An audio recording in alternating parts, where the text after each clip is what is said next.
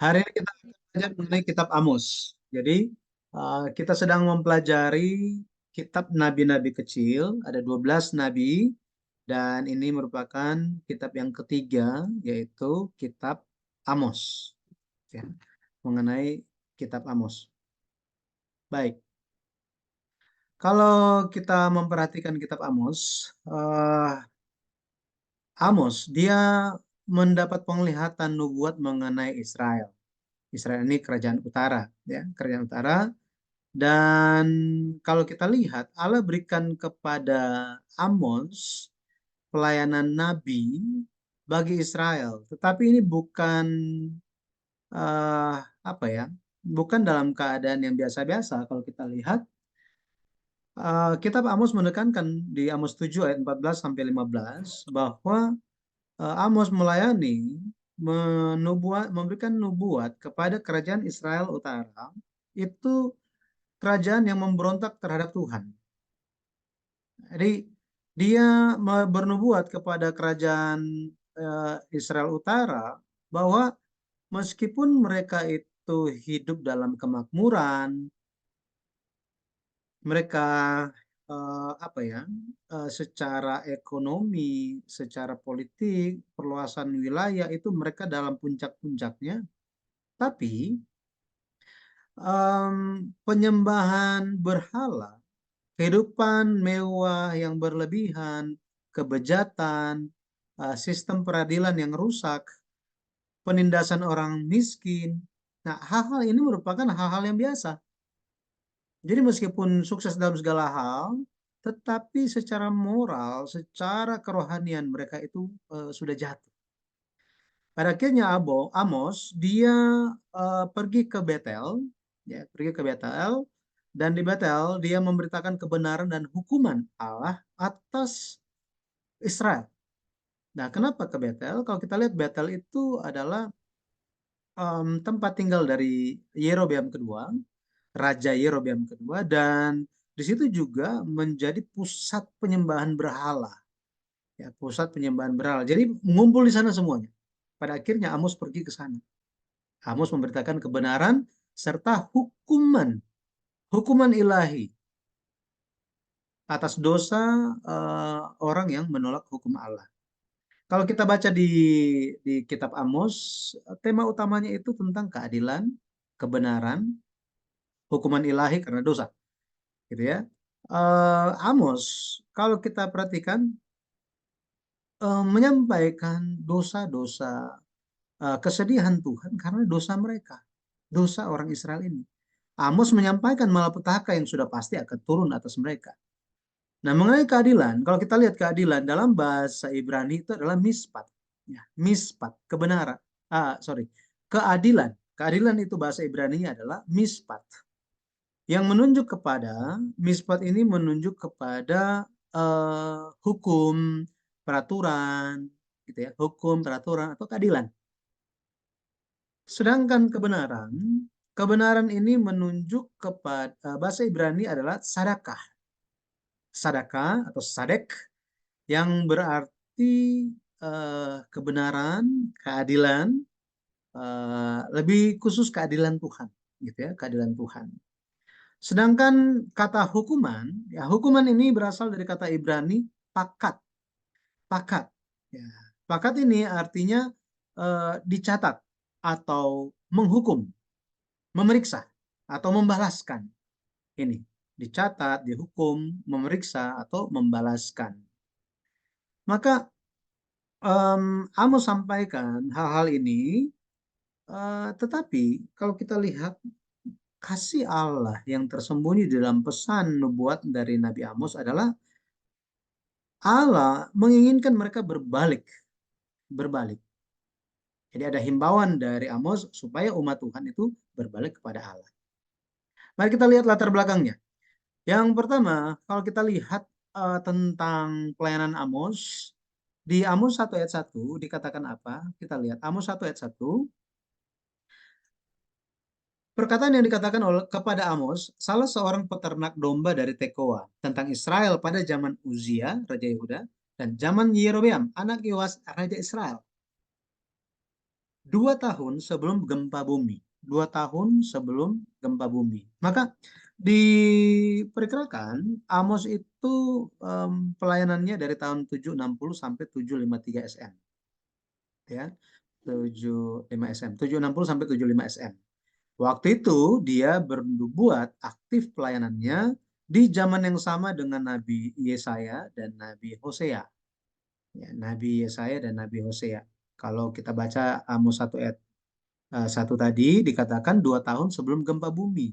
Ya, 2 tahun, sini ada jelas di sini. 2 tahun sebelum gempa bumi. Dan menurut sejarah itu para ahli melihat 2 tahun sebelum gempa bumi ini merupakan gempa bumi yang terjadi di zaman Raja Uzia. Ini zaman Raja Uzia. Kalau kita ingat apa yang terjadi di zaman Raja Uzia, Raja Uzia dia masuk ke dalam bait suci dan memberikan korban di hadapan Tuhan. Dan ini merupakan menimbulkan amarah dari Allah sampai-sampai nah Raja Uzia itu terkena kusta dia gara-gara hal itu. Maka em, para ahli mengatakan bahwa gempa bumi itu disebabkan oleh tindakan Uzia yang masuk dengan memberanikan diri dengan ceroboh itu memberikan korban persembahan di dalam bait suci yang mana bukan tugas dia gitu ya. Ini menunjukkan kesombongan dia sehingga dia kena kusta dan itu dinyatakan bahwa terjadi gempa bumi yang dahsyat ya. Jadi dia seorang peternak domba dari Tekoa dan dia bernubuat secara khusus untuk Israel Utara. Nah, tetapi kalau kita lihat Amos 7 ayat 10 sampai 13, karena dia bernubuat kepada Raja Yerobeam di Israel Utara, dia diusir. Dia diusir gitu ya. Kamu kalau mau bernubuat jangan di sini tempatnya. Pergi aja gitu. Akhirnya dia diusir ke Yehuda Selatan. Arti nama Amos adalah orang yang menanggung beban berat. Orang yang menanggung beban berat. Jadi ya seperti itu latar belakangnya gitu ya. Berikutnya mari kita lihat uh, tugas yang Amos terima. Tugas yang Amos terima. Amos dia hanya seorang peternak. Dia hanya rakyat biasa, tetapi Allah memakainya sebagai nabi besar. Kalau kita lihat ya, yang menyampaikan nubuat yang sangat-sangat luar biasa, teguran-teguran dan hal-hal apa yang akan terjadi di masa depan. Yang pertama, Allah memperlihatkan peristiwa-peristiwa di masa depan. Jadi Amos terima penglihatan atau wahyu dari Tuhan dan ini tentang apa yang akan terjadi di masa depan. Amos berkata bahwa apa? Allah tidak akan melakukan apapun tanpa beritahukan rahasia kepada para hambanya, yaitu para nabi. Gitu. Jadi Allah akan melakukan segala sesuatu dengan sebelum Allah melakukan segala sesuatu, Allah akan memberitahukan kepada hamba-hambanya, yaitu para nabi. Seperti ini. Ya, jadi Amos menerima rahasia dari Allah. Rahasia dari Allah. Ini adalah ayatnya Amos 3 ayat 7, 7 ayat 1 dan ayat 7, kemudian Amos pasal 9 ayat 1. Tugas yang kedua yang Amos terima adalah Amos memberitakan hal yang diperlihatkan kepadanya. Dia juga menjadi lorong untuk penyampaian pesan Tuhan. Seperti ini. Makanya bagaimana kita menghargai para pendeta, para penyampai firman Tuhan sebagai orang yang menyampaikan pesan dari Tuhan. Ya, maka kita perlu mendoakan para hamba Tuhan itu dan kita juga doakan supaya kita menerima benar-benar pesan yang tepat dari Tuhan. Ya, bisa melihat hal itu karena saya bertemu juga dengan orang-orang yang tidak bisa melihat bahwa itu merupakan pesan dari Tuhan. Oh enggak, itu bukan seperti itu. Tuhan tidak seperti itu. Nah, jadi firman yang disampaikan itu pada akhirnya tidak tidak dilihat sebagai ditujukan kepada mereka, tetapi kepada orang yang lain. Gitu. Nah, kemudian mari kita lihat mengenai teologi dalam kitab Amos atau makna penebusannya kita akan lihat. Ya. Kalau kita lihat ada bagian pertama, itu ada peringatan tentang penghakiman Allah. Ini di Amos pasal 1 dan ayat 2. Ada macam-macam peringatan, nanti bisa baca ya.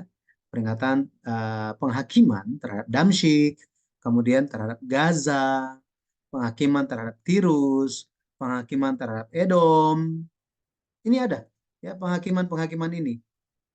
Jadi bukan hanya bicara mengenai umat Allah, ya, kerajaan Israel Utara saja, tetapi ada juga penghakiman terhadap bangsa-bangsa yang di sekitar Israel Utara.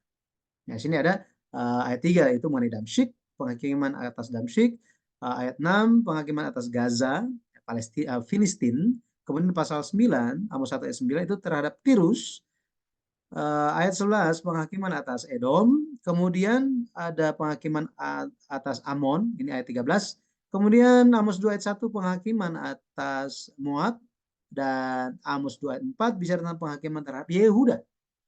Bahkan Yehuda juga termasuk di dalamnya. Nah, jadi kita bisa lihat bahwa peringatan penghakiman Allah itu bukan hanya mendatangi bangsa-bangsa yang tidak mengenal Allah, tetapi itu pun terhadap umat Allah. Kita perlu ingat bahwa apa? Satu firman untuk semua. Tuhan itu adil. Tuhan itu adil. Makanya ada aturan yang didirikan sehingga keadilan Tuhan itu bisa tampak dengan jelas. Ya. Yang kedua, kita lihat mengenai khotbah Amos. Ini pasal 3 sampai pasal 6. Pasal 3 sampai pasal 6. Nah, kalau kita lihat di bagian khotbah Amos ini, di Amos pasal 3 itu khotbah pertama. Khotbah pertama itu tentang umat Israel itu satu-satunya kaum yang dikenal Allah di muka bumi. Jadi Israel itu satu-satunya kaum yang Allah kenal di muka bumi. Tetapi Israel akan dihukum jika mereka berbuat salah. Seperti itu. Ya, jadi Allah akan menyatakan keputusannya, tetapi Allah tidak akan langsung hukum, tetapi akan menyatakan keputusannya kepada para nabi. Mereka akan diperingatkan lebih dulu. Dan pada akhirnya penghukuman yang dijatuhkan kepada umat Israel itu antara lain apa? Mereka akan dikelilingi musuh. Kekuatan mereka akan ditanggalkan. Ya, akan ditanggalkan. Puri mereka akan dijarah. Jadi istana mereka itu akan dijarah, akan dirampas. Orang Israel yang diam di Samaria itu katanya akan mengalami hal-hal yang seperti ini.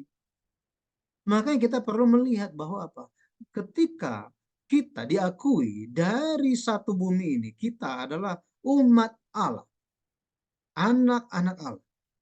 Jika kita berbuat hukum, kita berbuat salah, maka kita akan dihukum. Dan peringatan-peringatan akan diberikan kepada kita terlebih dahulu. Tujuannya apa? Supaya bertobat, supaya berbalik. Seperti itu. Nah, jadi ada hukuman-hukuman, bahkan hukuman terhadap mesbah-mesbah di Betel, gitu ya, semua akan dihancurkan. Dan kalau kita lihat, ya masih di Amos pasal 3 gitu ya, dosa mereka apa saja sih? Kalau kita lihat dosa mereka itu, mereka tidak tahu berbuat jujur. Mereka hanya menimbun kekerasan. Mereka suka menganiaya. Mereka suka perbuatan-perbuatan jahat dan mereka menyembah berhala. Ini fakta dari umat Tuhan. Kemudian khotbah yang kedua di Amos pasal 4. Amos pasal 4 itu menunjukkan atau menjelaskan tentang datangnya hukuman dari Allah. Datangnya hukuman dari Allah. Kemudian di ayat yang keempat sampai 7, Amos 4 ayat 4 sampai 7, ini bicara tentang ibadah yang jahat dari Israel. Ibadah yang jahat dari orang Israel. Jadi maksudnya mereka itu beribadah. Mereka melakukan ibadah mereka, tetapi meskipun mereka melakukan semua ibadah-ibadah mereka secara rutin, mereka tetap menjalani kehidupan yang jahat, tidak menjauhi kejahatan. Jadi rajin ibadah, tetapi tidak menjauhi kejahatan. Maka Allah melihat itu sebagai ibadah yang jahat. Jadi ketika kita datang beribadah di hari Tuhan, atau di hari-hari biasa, benar-benar mari kita datang dengan hati yang murni di hadapan Tuhan. Siapakah yang akan berdiri di gunung Tuhan? Itu adalah mereka yang tangannya bersih, hatinya murni, kata pemazmur. Ya, jadi ini merupakan peringatan juga bagi kita. Betapa pentingnya kita menjalani ibadah yang berkenan kepada Tuhan. Luar dalam harus sama. Ya, seperti ini. Kemudian, kalau kita lihat, mereka ditegur lewat khotbah yang kedua ini di Amos pasal 4 ayat 6 sampai 13 bahwa mereka tidak kunjung berbalik katanya. Tidak kunjung berbalik. Meskipun mereka itu sudah dihukum, mereka tidak mau berbalik.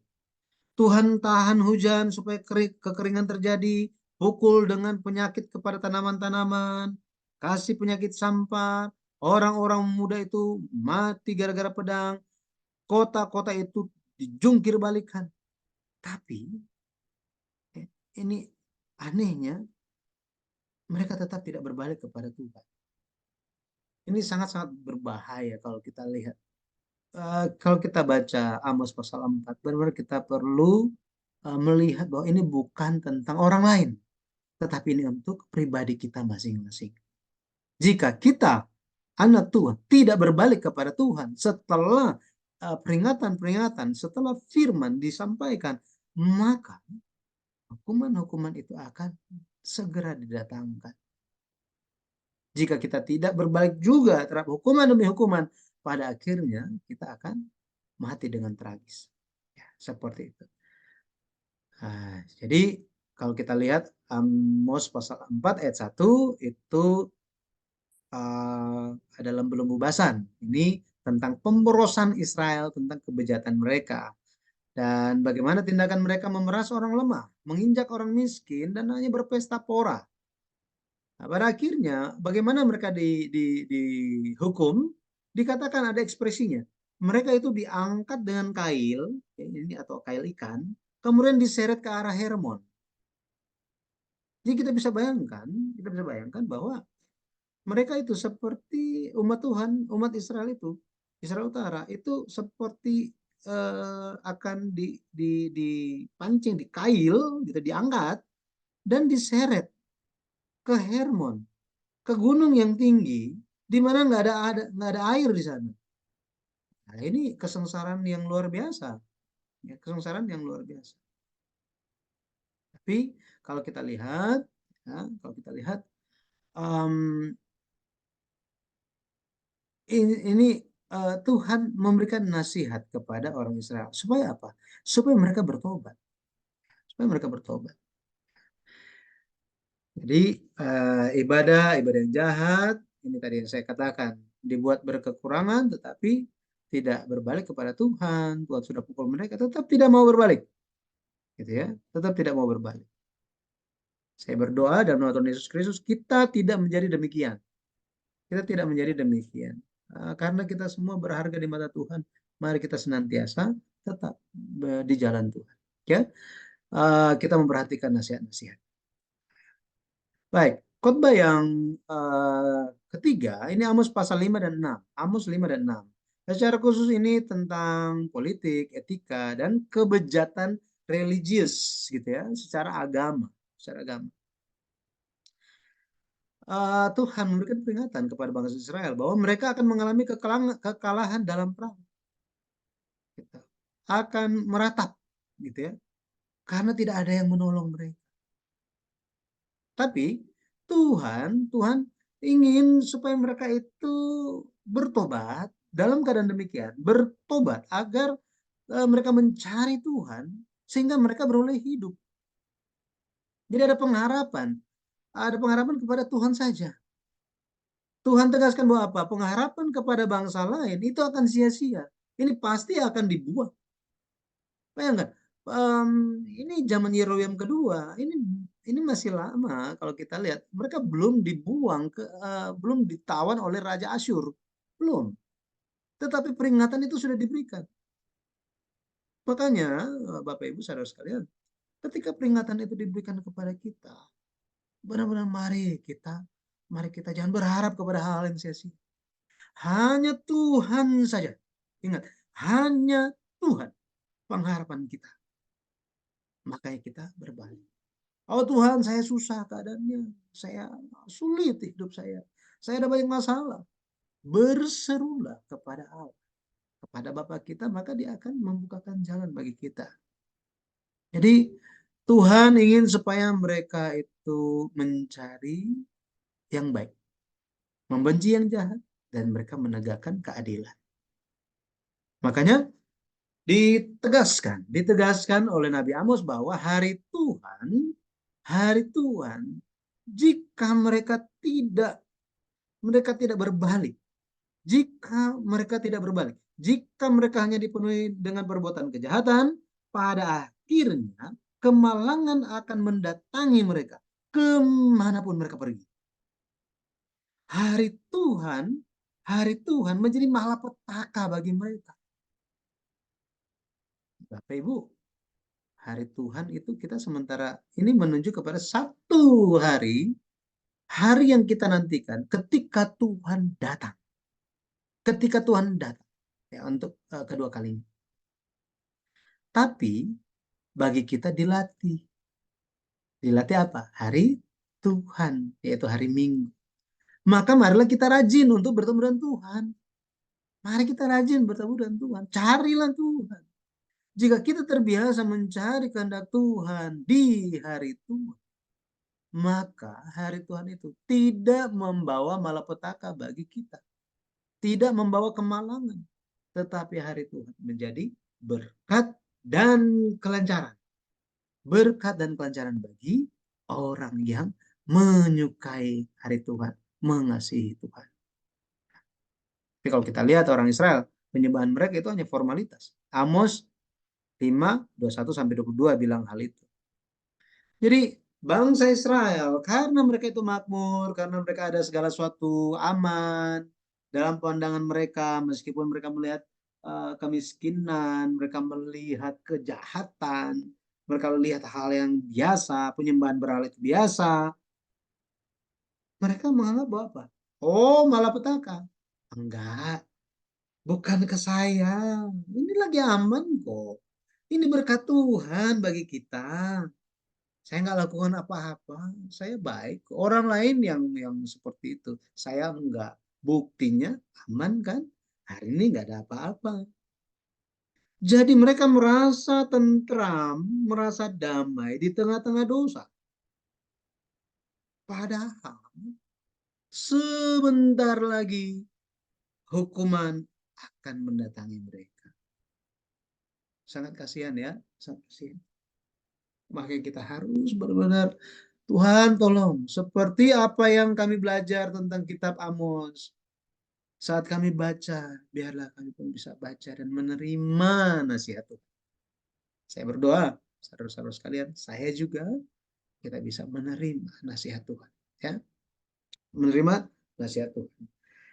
Jadi Amos 6 ayat 1, ayat 3, bangsa Israel merasa aman, menganggap jauh dari malapetaka, merasa tentram di tengah-tengah dosa yang mereka lakukan. Padahal akan datang penghukuman di Sion. Ya, kepada umat Tuhan itu akan datang katanya. Ya, makanya kita diberikan nasihat kepada dari Yesus Kristus. Mari kita berjaga-jaga senantiasa. Kita masih pikir, oh Tuhan datang lama, Tuhan datang lama. Nanti, nanti, ya kan besok masih ada. Mengenai harinya kita nggak tahu kapan itu akan datang. Tuhan bisa datang hari ini, nanti malam bisa datang besok. Tetapi jangan melihat hal itu. Bagi orang yang hanya berkata-kata, oh masih jauh, nanti bukan saya, bukan sekarang. Pada akhirnya, ketika Tuhan datang, tidak akan bisa bertobat. Gara-gara apa? Gara-gara setiap kali firman datang, mengeraskan hati. Firman datang, mengeraskan hati. Firman datang, mengeraskan hati. Firman datang, kemudian apa? Jatuh di tanah yang berbatu. Terus minggu depan di hari Tuhan, firman disampaikan, jatuh di pinggir jalan. Hati yang seperti pinggir jalan. Hati di semak berduri. Dan mengharapkan bahwa apa? Oh nanti ketika Tuhan datang, hati saya itu akan seperti tanah yang baik. itu merupakan hal yang sangat mustahil terjadi. Mengapa? Karena kita tidak bisa membohongi diri kita bahwa apa? Kita tidak biasa bertobat. Kita tidak biasa hidup benar. Kita tidak terbiasa dengan mendengar nasihat-nasihat. Pada akhirnya kita akan terjebak di dalam dosa dan kejahatan kita sendiri dan terjebak dalam kebenaran sendiri. Nah, ini yang sangat berbahaya, Bapak Ibu. Saya menyaksikan orang-orang yang apa? Terjebak dalam kebenaran sendiri. Mereka menganggap bahwa apa? Saya sudah benar.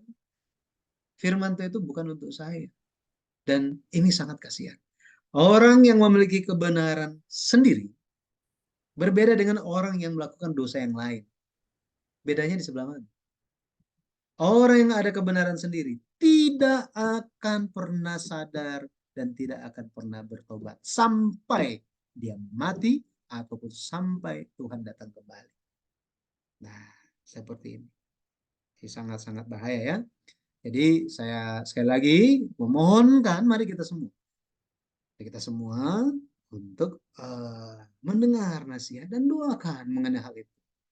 Pada akhirnya firman akan masuk dalam tanah yang baik, tanah hati kita semua. Nah, berikutnya kita lihat tentang kita akan lihat tentang jadi kita masih lihat tentang pesannya ya. Bagian yang ketiga, jadi bagian yang kedua itu tentang tiga khotbah. Ya, tiga khotbah dari Nabi Amos. Itu Amos pasal 4, 5, 3, 4, 5, 6 gitu ya. Nah, mengenai 5 penglihatan, peringatan, penghakiman terhadap Israel Utara itu di Amos 7 sampai 9. Jadi ini kita sedikit akademis ya, seperti sekolah teologi ya. Nah, supaya kita tahu ketika baca kitab Amos ini kitab tentang apa sih? Ya, baik. Yang pertama kita lihat penglihatan pertama itu tentang kawanan belalang yang menghabisi tumbuh-tumbuhan di tanah. Amos 7 ayat 1 sampai 3. Kalau kita lihat Amos dia melihat hal ini dan dia memohon kepada Allah. Memohon apa? Pengampunan. Mengapa? Amos bilang jika belalang itu memakan semua tumbuh-tumbuhan yang seharusnya dimakan oleh ternak, maka ternak semua akan apa? Akan mati. Semua ternak akan mati. Jadi Amos memohon dalam doanya, Tuhan tolong gitu, jangan, jangan, ya. Amos bilang, Tuhan Allah, berikanlah kiranya pengampunan. Bagaimanakah Yakub dapat bertahan? Bukankah ia kecil? Jadi Amos di tengah-tengah dosa dan kejahatan demikian, Amos berdoa. Ya, ketika kita di tengah-tengah ketidakadilan, ada orang yang salah paham terhadap kita, ada orang yang melakukan penindasan atas kita. Mari kita doakan. Tuhan tolong perhatikan saya. Ya, maka Tuhan pun mendengarkan. Sama seperti Allah mendengarkan permohonan Amos, maka Allah pun akan mendengar doa kita. Ya, amin. Yang kedua, penglihatan yang kedua, itu Amos melihat bahwa api memakan habis samudera raya dan tanah ladang. Bayangkan samudera raya itu kan air semua. Itu akan hangus, katanya. Hangus. Samudera raya ini menggambarkan Israel, ya, Israel. Dan api menunjuk kepada kesengsaraan. Artinya api sengsara akan memakan Israel. Tetapi Allah merubah kehendaknya dan membatalkan rencana. Ya, seperti ini. Jadi kita bisa lihat kasih Allah yang luar biasa bahwa bahwa dia mendengarkan doa. Jadi Bapak Ibu inilah kebenaran yang sejati. Allah kita mendengarkan doa. Allah kita mendengarkan doa. Meskipun lupa ini kitab Amos tentang apa, jangan lupa satu ini aja. Allah kita, Allah saudara dan saya. Bapa kita mendengar doa kita. Karena jangan kita berdosa dengan berhenti berdoa. Kayak seperti yang diakui oleh Nabi Samuel. Lebih lagi kalau kita lihat Nabi Amos itu menjadi pengantara. Luar biasa dia menjadi pengantara kan? Luar biasa. Tapi dia menjadi pengantara yang luar biasa. Yang ketiga, penglihatan tentang tali sifat. Tali sifat itu kalau Bapak Ibu pernah lihat orang membangun, ngecek, biasa itu digunakan untuk ukur ini bangunan miring atau udah lurus. Tuh, ya. Maka tali sifat menunjuk kepada keadilan Allah. Bahwa Allah akan mengukur dengan keadilannya. Allah akan menghakimi dengan keadilannya. Jadi pada akhirnya tidak akan ada orang-orang yang bilang apa? Oh, Tuhan nggak pernah kasih peringatan kok. Saya nggak tahu gimana. Udah ikut pelajaran Alkitab kelas sejarah perubusan Karawaci di setiap Jumat jam 5 kok. Udah disampaikan itu. Tuhan tahu semuanya. Saat ini pun dia tahu apa yang sedang kita lakukan. Apa yang sedang kita lakukan? Menerima nasihat firman. Haleluya. Ya, menerima nasihat firman. Jadi saya bisa katakan Allah Bapa sangat mengasihi Bapak Ibu semua. Dia mengasihi kita karena kita mendengar. Kita mendengar. Ada banyak orang yang tidak mendengar. Yesus datang, Yesus katakan apa? Berbahagialah, diberkatilah mereka yang mendengar. Caranya gimana Yesus bilang? Yang bertelinga hendaklah ia mendengar. Saya bersyukur kita semua hari ini punya telinga dan kita bisa mendengar. Penglihatan yang keempat. Nabi Amos melihat buah-buahan musim kemarau. Ada buah musim kemarau. Ini bicara mengenai buah yang sudah sangat matang. Sudah sangat matang. Tetapi buah yang dimaksud bukanlah buah yang enak untuk dimakan karena waktunya sudah matang. Kita mengatakan kan ada buah-buah roh kan? Tapi bukan seperti itu. Buah yang matang, buah-buahan musim kemarau ini bicara tentang dosa Israel itu sudah matang. Sudah penuh. Dan ini menggambarkan bahwa apa? Penghakiman Allah sudah diambang pintu. Wah, ini sangat menakutkan kalau kita lihat. Jadi Nabi Amos ketika kita belajar, saya juga ya menerima kasih karunia lewat pelajaran ini bahwa ketika pengabaian itu terjadi, mengabaikan firman dan mengabaikan firman, pada akhirnya kita matang dengan dosa. Pada akhirnya penghakiman itu akan dijatuhkan. Itu firman Tuhan. Ya, itu firman Tuhan. Makanya sungguh-sungguh saya memohon mari kita benar-benar mencari kehendak Tuhan. Ya, kita mencari kehendak Tuhan dan ketika penghakiman Allah tiba, dia mendapati kita menjadi buah yang matang karena perbuatan yang benar, bukan karena dosa. Sehingga kita memuliakan Allah bukan sebagai bapa orang yang berdosa, tetapi bapa dari orang-orang yang benar. Yang benar.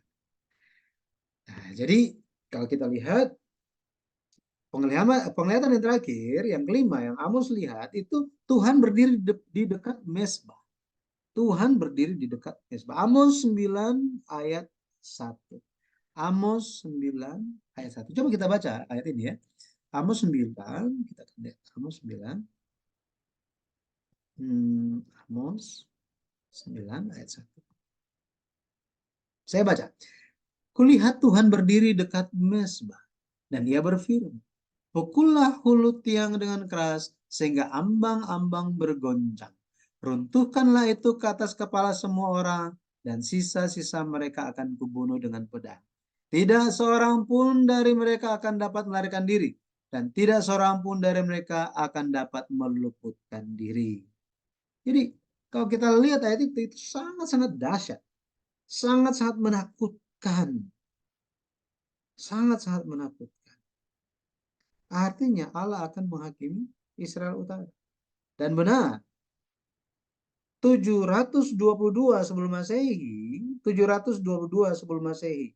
Kalau kita lihat Amos itu akhir pelayanannya di di tahun 753, berarti dari 753 ke 722 di sekitar 31 tahun, sekitar 31 tahun atau 30 tahun setelah Amos bernubuat, Asyur datang dan menghancurkan kerajaan Israel Utara. Asyur menghancurkan mereka tanpa ada yang tersisa. Bayangkan, 30 tahun. 30 tahun. Dari tahun 760 sampai 753 itu kan, itu ada 7 tahun. 7 tahun bagi mereka itu nubuat diberikan bagi mereka. Nabi Amos ada bersama mereka, tetapi mereka mengabaikan semua hal itu. Karena 7 tahun mereka mengabaikan. Pada akhirnya 30 tahun pun mereka tidak bertobat. 30 tahun. Jadi 7 tahun masa kelonggaran itu diberikan untuk mereka bertobat. Mereka lewatkan, abaikan begitu saja. Pada akhirnya 30 tahun berikutnya atau 31 tahun berikutnya setelah zaman Nabi Amos ini, yang terjadi apa? Mereka tidak bisa bertobat. Mau bertobat bagaimana? Nggak biasa bertobat. Tuhan itu yang mana aja mereka nggak tahu. Ini yang terjadi. Sangat-sangat tragis, sangat-sangat malam kehidupan mereka. Ya. Jadi pada akhirnya mari kita lihat pesannya bagi kita, ya. Pesan kitab Amos. Jadi yang pertama ada peringatan di waktu damai. Bahwa apa? Ketika damai itu ada pembelokan secara etika, moral, dan keagamaan. Ini belok gitu ya. Nggak lagi ada itu etika, moral, keagamaan, itu udah nggak ada. Nah, kemudian kalau kita lihat di zaman tadi saya sudah katakan bahwa di zaman Yerobeam kedua, Israel Utara itu makmur luar biasa. Itu mereka perluasannya itu sangat, perluasan wilayah itu berhasil dengan luar biasa sampai-sampai dibandingkan dengan kemakmuran kerajaan Salomo. Kerajaan Salomo, bayangkan itu disampaikan seperti itu. Tapi di saat yang seperti itu, perbedaan antara yang kaya dan miskin itu makin panjang. Dan lagi katanya apa? Orang-orang yang sengsara itu dibelokkan. Dibelokkan. Saking parahnya, kalau kita lihat orang-orang kaya di zaman itu, mereka nggak cukup ambil semua, ya, semua harta kepemilikan dari orang yang miskin, bahkan debu di atas kepala orang yang miskin mau diambil oleh orang kaya. Wah, luar biasa parah. Kemudian ada firman di Amos katakan, anak dan ayah pergi menjamah seorang perempuan muda yang sama. Bayangkan.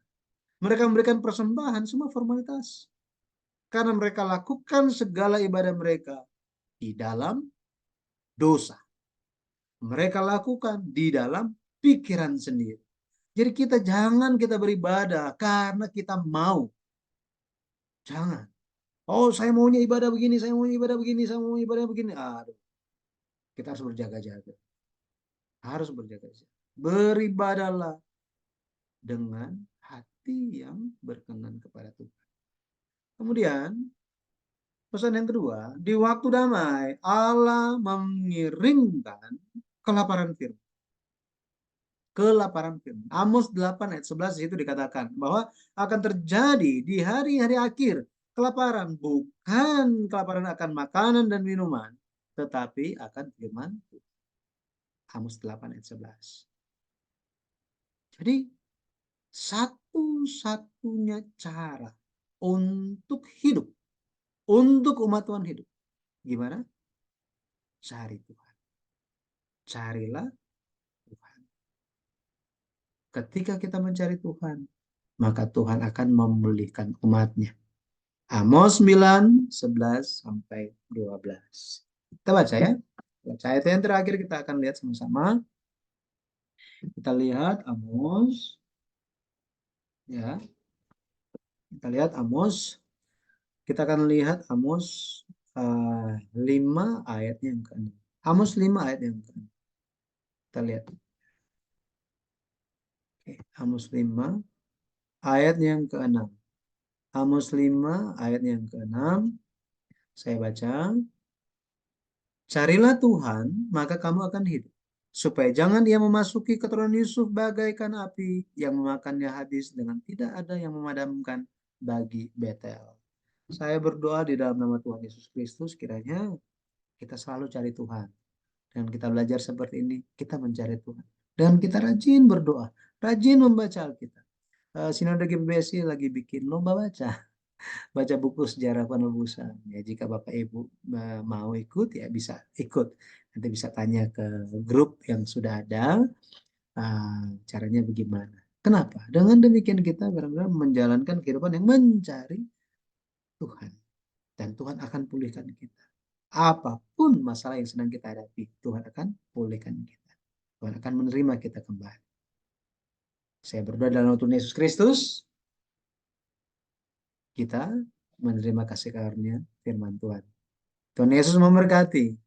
Baik, sampai di sini apakah ada yang mau disampaikan? Silakan jika ada yang mau disampaikan.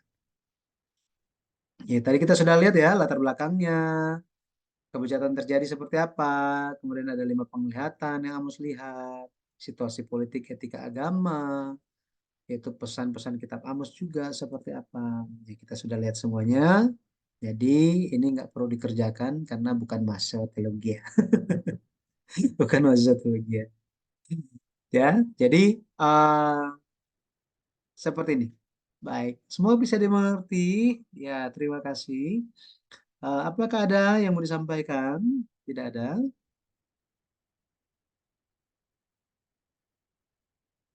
Belum, Pak Pendeta. Belum ya. Baik. Ya, semoga Apakah ya. apakah sama sekali tidak ada kebaikan di Israel? Karena yang diberitakan sungguh apa dari awal sampai akhir itu benar-benar kejahatan semua.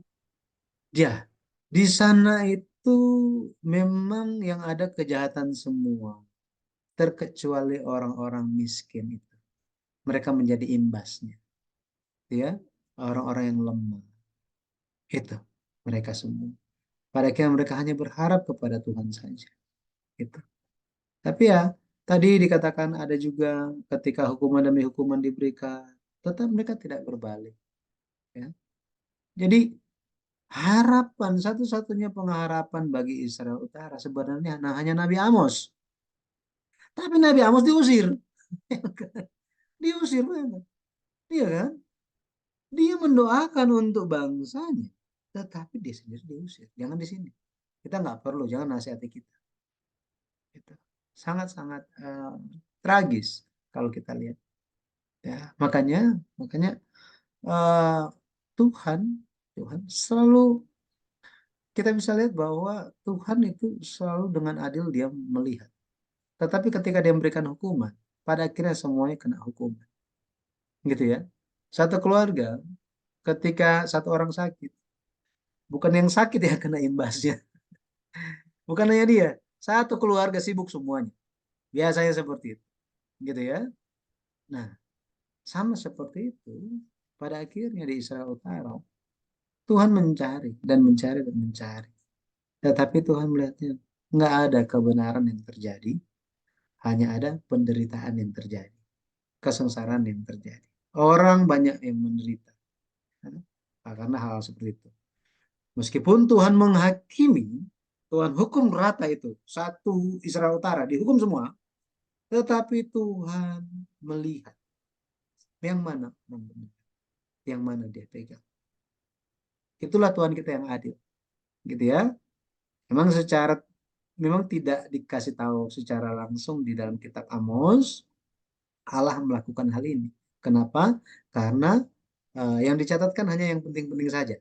Berarti yang dicatat tentang teguran-teguran yang demikian untuk menekankan bahwa memang kebejatannya Israel Utara itu sudah seperti itu. Sampai-sampai Tuhan cari yang benar yang mana kayak susah untuk temukan. Gitu ya. Seperti itu. Itu yang ditekankan. Apakah nggak ada orang yang benar di sana? Mungkin saja ada. Mungkin saja ya. Ini Alkitab nggak kasih tahu, tetapi mungkin saja ada. Siapa mereka? Itulah orang-orang yang menerima ketidakadilan. Ketidakadilan. Nah, ini. Tetapi apakah orang yang menerima ketidakadilan itu, apakah mereka menyembah Tuhan dan bersandar kepada Tuhan atau tidak? Nah, Kitab Amos tidak tulis. Tetapi jika, nah ini memberikan kita suatu petunjuk. Jika mereka meskipun dalam kesengsaraan, meskipun dalam ketidakadilan, mereka berseru kepada Tuhan, maka Tuhan akan beserta dengan mereka. Karena Tuhan itu adil. Nah, seperti itu. Ya, jadi yang ditekankan di kitab Amos adalah memang mayoritas sampai apa sudah matang benar itu adalah dosa dan kejahatan orang Israel. Seperti itu. Ya. Baik, Pak, ini terima buku kasih. keberapa ya, Pak ya? Ini nggak ada bukunya, Ibu. Ini kumpulan dari berbagai buku eh, dari ada dari kitab Raja-Raja, ya kitab Raja, kitab dari buku sejarah penubuhan seri yang keempat ada, ya seri yang keempat itu kan tentang raja-raja. Ya, nabi-nabi yang aktif di zaman itu siapa saja. Dan ada juga ini merupakan pelajaran-pelajaran khusus yang diberikan. Nah, seperti itu. Hmm. Tadi tak pikir nggak ada, kok saya lihat-lihat kok nggak ada. Akhirnya loh kok ada. Sudah telat. Yang satu dua nggak bisa ngikuti tadi. Oh ya, nggak apa-apa Ibu. Nanti saya bisa kirimkan linknya. Nanti Ibu bisa ikuti ya. Iya, Ya, makasih Pak. ya sama-sama Ibu. Tuhan berkati. Ya, Tuhan berkati Ibu Teresia. Terima kasih. Ada Hmm. yang mau disampaikan lagi? Silakan. Tidak ada. Jika tidak ada, mari kita tutup dan doa Bapa kami. Bapa kami yang di sorga, dikuduskanlah namamu. Datanglah kerajaanmu, jadilah kehendakmu di bumi seperti di sorga. Berikanlah kami pada hari ini makanan kami yang secukupnya. Dan ampunilah kami akan selamatkan. Seperti kami juga mengampuni orang yang salah kepada kami. Dan jangan bawa kami ke dalam pencobaan. Tetapi lepaskan kami dari jahat. Karena engkau yang punya kerajaan dan kuasa dan kemuliaan sampai selama-lamanya. Amin. Terima kasih. Amin.